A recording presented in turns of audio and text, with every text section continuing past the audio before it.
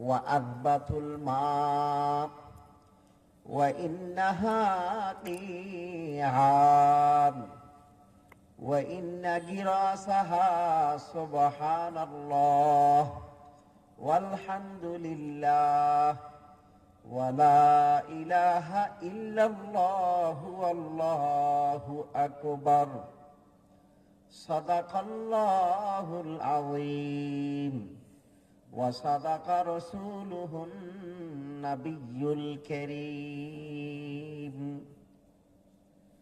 সম্মানিত হাজিরিন, মুআজ্জাজ উলামায়ে কেরাম, অত্র এলাকার মুরব্বিয়ানে আযম, বেরাদারানে ইসলাম, পর্দার আড়ালের সম্মানিতা পর্দানসীন মা ও বোনেরা, প্রথমে আল্লাহ পাকের দরবারে লাখো কোটি শুকরিয়া আদায় করি যে আল্লাহ রাব্বুল আলামিন আপনাকে, আমাকে, আমাদেরকে, আপনাদেরকে শারীরিকভাবে সুস্থ রেখে, দুনিয়াবি কাজ কারবার থেকে বিরত রেখে, প্রচন্ড ঠান্ডার মধ্যে বসে আল্লাহ এবং আল্লাহ রসুলের মহাব্বতে, কোরআন এবং হাদিসের মহাব্বতে, দ্বীন এবং ইসলামের মহাব্বতে আল্লাহ এবং আল্লাহ রসুলের বাণী শোনার জন্য আপনাকে, আমাকে, আমাদেরকে, আপনাদেরকে, হাতে গোনা কিছু মানুষদেরকে তৌফিক দান করেছেন।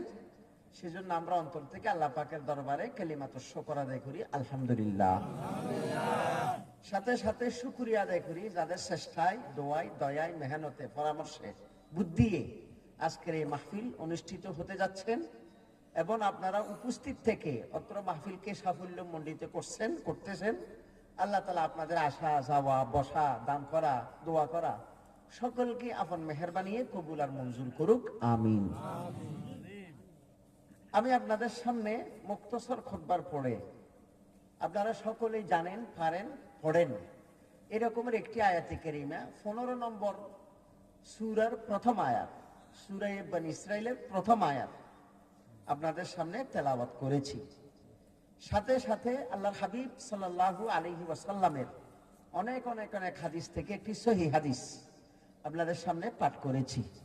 আল্লাহ তাআলা যদি তৌফিক দান করেন, আপনারা যদি দোয়া করেন, অল্প সময়ের মধ্যে যেন আল্লাহ তাআলা বেশি কথা মুখ থেকে বের করাইয়া দেন এবং এমন এমন কথা যেন বের করান যে কথাগুলো বলে শুনে আমি, আপনি, আমরা, আপনারা সকলেই যেন উপকৃত হতে পারি এবং আমল করতে পারি। আয় আল্লাহ তাআলা, আপনি আমাদেরকে কোরআন এবং হাদিসের কথা মতে, কোরআন এবং হাদিসের কথা অনুযায়ী জিন্দেগি যাপন করার তৌফিক দান করেন, আমিন, আমিন, আমিন। বর্তমান মাস, আরবি মাস যেটি আমাদের উপর চলতেছে, এটাকে বলা হয় রজব মাস। এর রজবের পরে যে মাসটি আসবে সে মাসকে বলা হবে শাবান মাস। শাবানের পরে যে মাসটি আসবে সেটাকে বলা হবে রমাদান মাস। এই মাসটি যখন আসে, আমাদের নবী সাল্লাল্লাহু আলাইহি ওয়াসাল্লাম নিজে একটি দোয়া পড়তেন, সাহাবায়ে কেরামকে এই দোয়াটি পড়ার জন্য বলতেন। আমার মুখে মুখে দোয়াটি পড়েন, আল্লাহুম্মা বারিক লানা ফি রজব ওয়া শাবান ওয়া বাল্লিগনা রমাদান। আল্লাহ, আপনি আমাদেরকে রজব মাসে, শাবান মাসে বরকত দান করেন, এলমে বরকত দেন, আমলে বরকত দেন, হায়াতে বরকত দেন, টাকা পয়সায় বরকত দেন এবং আমাদের হায়াতটাকে রমজান পর্যন্ত পৌঁছাইয়া দেন। কারণ রমজান মাস যখন আমরা পাবো, অন্য মাসে তো আমরা ইবাদত বندگی বেশি করি না, কিন্তু মাশাআল্লাহ যখন রমজান মাস আসে দেখবেন অনেক যুবক ভাইয়ের আছে মাথা কিন্তু টুপি আর ফেলাই না, ওই ঈদের দিন ফেলাই দেয়। আবার টুপিটা কোন দিন ফেলাই দেয়? ঈদের দিন যখন আসে তখন আর টুপি রাখে না। এনে প্রথম দিন থেকে মাশাআল্লাহ টুপিটা মাথায় উঠাই যায়, আর কোনোদিন মাথা থেকে টুপি ফেলাই না এক মাস। এই রমজান মাসটি হলো ইবাদতের মাস। এই রমজান মাসে আমি আপনি যদি একটি ভালো কাজ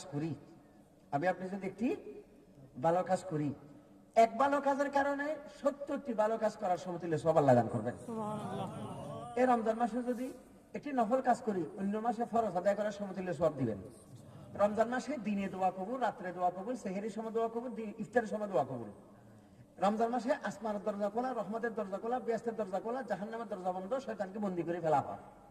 এবং একটি রাত আছে শবে কদর, ওই রাতে যদি এক রাত ইবাদত করতে পারেন 1000 মাস ইবাদত করলে যে পরিমাণ সওয়াব, এক রাতের মধ্যে ইবাদত করলে তার চেয়ে আরো বেশি সওয়াব। এই জন্য আল্লাহ রাসূল আমাদেরকে বলছে, উম্মত ওই মাসটা যেন পাও, হায়াতটা যেন ওই মাস পর্যন্ত যায়, তোমার হায়াতটা যেন দীর্ঘায়িত হয়। এই জন্য তুমি রজব শাবানে এই দোয়াটি বেশি বেশি করবা, আল্লাহুম্মা বারিক লানা ফি রজবা ওয়া শাবান ওয়া বাল্লিগনা রমাদান। কথা বুঝাচ্ছে? এই রজব মাস, এই মাসটি আল্লাহর কাছে বেশি দামি মাস। দামি মাস কেন? এই মাসের মধ্যে অনেক বড় বড় ঘটনা ঘটে গেছে। এক নম্বর ঘটনা, এই মাসের মধ্যে আল্লাহ তাআলা আমাদের নবীর কলিজার টুকরা মেয়ে হযরত ফাতেমার শাদী হয়েছে। সুবহানাল্লাহ। হযরত ফাতেমার নাম শুনছেন না? হযরত ফাতেমা রাদিয়াল্লাহু আনহা আল্লাহ রাসূলের কলিজার টুকরা মেয়ে ছিল। আল্লাহ রাসূল পরিবারের সদস্যদের মধ্যে সবচেয়ে বেশি ভালোবাসতেন ফাতেমাকে। আল্লাহ রাসূল যদি সফর থেকে আসতেন, প্রথমে বলতেন আমার ফাতেমা কই, আমার ফাতেমা কই। প্রথম কাকে তালাশ করতেন? ফাতেমা। আর যখন সফরে যাইতেন, সবার লাস্টে, সকলের শেষে তালাশ করতেন হযরত ফাতেমাকে। যাওয়ার সময় লাস্টে তালাশ করতেন ফাতেমাকে, আসার সময় ফার্স্টে তালাশ করতেন কারে? একদিন আল্লাহ রাসূল সাল্লাল্লাহু আলাইহি ওয়াসাল্লাম হযরত ফাতেমার হাতে ধরছেন, ধরে অনেক দূরে চলে গেছেন। আম্মা জান এসে বলতেছেন, আমি তাকাই রইলাম। আল্লাহ রাসূল নিজের মেয়ের কাঁধের মধ্যে বাবা হাত রাখছেন। হাত রাখার পরে আল্লাহ রাসূল ফাতেমার কানে কানে কি যেন কথা বলেছেন। ফাতেমার কানে কি যেন কথা বলেছেন। তখন হযরত ফাতেমা খুব কান্নাকাটি করছেন, আল্লাহ রাসূলকে জড়াই ধরছেন, নিজের বাপকে জড়াই ধরছেন। একটু পরে আবার আল্লাহ রাসূল কি যেন কথা বলছে, হযরত ফাতেমা হেসে দিছে। আল্লাহ রাসূল দুনিয়া থেকে যাওয়ার 4 মাস পর একদিন হযরত আয়েশা হযরত ফাতেমাকে জিজ্ঞেস করে, ফাতেমা তোমাকে একটা কথা জিজ্ঞাই। কি কথা? বলতে অনেকদিন আগে দেখছিলাম, একদিন তোমাকে এবং আল্লাহর হাবিব সাল্লাল্লাহু আলাইহি ওয়াসাল্লাম কথা তোমার আব্বাকে দেখলাম, আল্লাহ রাসূল কি যেন তোমার সাথে কানে কানে কথা বলেছিল, তুমি খুব কান্নাকাটি করছিলা, আবার কি যেন কথা বলছে, তুমি খুব হাসছিলে, এগুলো কি করছিল? যে আমার আব্বা আমাকে বলছে যে, ওমা ও ফাতেমা, আল্লাহ আমাকে দুনিয়াতে পাঠাইছিলেন যে কাজের জন্য, কাজটা হয়ে গেছে। আল্লাহ আমাকে দুনিয়াতে আর দীর্ঘদিন রাখবেন না, আমি দুনিয়া থেকে চলে যাব। তো তুমি তো আমাকে না দেখলে থাকতে পারো না, তোমার কেউ নেই, তোমার দাদা নেই, দাদি নেই, নানা নেই, নানি নেই, মা নাই, ছিলাম শুধু আমি তোমার বাপ। তা আল্লাহ যে কাজের জন্য আমার দুনিয়াতে পাঠাইছে, কাজটা হয়ে গেছে, আমার আর দীর্ঘদিন দুনিয়াতে আল্লাহ রাখবেন না, নিয়ে যাবেন। তো আমি দুনিয়ার থেকে যাওয়ার পরে তুমি বেশি বেতৃষ্ণা হয়ে যাও কিনা, বেসবের হয়ে যাও কিনা, তুমি নিজে নিজে খুব ক্লান্ত, খুব চিন্তিত হয়ে যাও কিনা। আমার আব্বা আমাকে কথা বলার পর আমার খুব খারাপ লাগছে, এই জন্য আমার বাবাকে জড়াই ধরে কাঁদছিলাম যে, আব্বা আপনি আমাকে ছেড়ে চলে যাবেন, আমার তো আর কেউ নেই এই দুনিয়াতে, ছিলেন আপনি, আমার মা মারা গেছে অনেক আগে, এবং আমার আব্বা নানা নাই, নানি নেই, দাদা নেই, দাদি নেই, তো আপনি আমার ফেলে চলে যাবেন। একটু পর আমার আব্বা বলছে, মা কিয়ামতের ময়দানে প্রথমে তোমার সাথে আমার সাথে সাক্ষাৎ হবে। একথা যখন আমার আব্বা আমারে বলছে, ভাই আমার খুব খুশি লাগছে, এই জন্য হাসছি, প্রথমবার কাঁদছি। আল্লাহ রাসূল সাল্লাল্লাহু আলাইহি ওয়াসাল্লাম দুনিয়া থেকে যাওয়ার পর দীর্ঘদিন হযরত ফাতেমা দুনিয়াতে ছিলেন না, মাত্র 6 মাস ছিলেন। 6 মাসের পর হযরত ফাতেমা ইন্তেকাল করছে। হযরত ফাতেমার বয়স হয়েছিল মাত্র 26 বছর। কয় বছর? 26 বছর বয়স উনি দুনিয়া থেকে চলে গেছেন। এই হযরত ফাতেমা আল্লাহ রাসূলের কলিজার টুকরা মেয়ে। হযরত ফাতেমার শাদী হয়েছে এই মাসে, রজব মাসে। প্রথম ওনাকে শাদী করার জন্য প্রস্তাব দিয়েছিলেন হযরত আবু বকর, এটা আল্লাহ পাকের গ্রহণ হয়নি। পরে প্রস্তাব দিয়েছিলেন হযরত উমর, এটাও গ্রহণ হয়নি। হযরত ওসমান প্রস্তাব দেওয়ার দরকার নাই, যেহেতু আল্লাহ রাসূল হযরত ওসমানকে 2টা মেয়ে শাদী দিয়েছেন, হযরত রুকাইয়া, হযরত উম্মে কুলসুম। দুইজনকে শাদী দিয়েছে কার কাছে? হযরত ওসমানের কাছে। হযরত ওসমান জীবদ্দশায় আল্লাহ রাসূলের দুজন মেয়ে ইন্তেকাল করছেন। আল্লাহ রাসূল সাল্লাল্লাহু আলাইহি ওয়াসাল্লাম বলেন, ওসমান আমার কাছে যদি মেয়ে আরেকটা থাকতো এটাও তোমারে দিতাম, তবে আমার কাছে মেয়ে আর নাই। হযরত আলী হযরত ফাতেমার জন্য প্রস্তাব দিছে।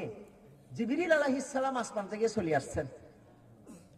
জিবরিল আলাইহিস সালাম বলতেছে, নবী আল্লাহ তাআলা আমারে পাঠাইছে আপনি এখানে প্রস্তাবটা গ্রহণ করেন, শাদী দিয়ে দেন। শাদী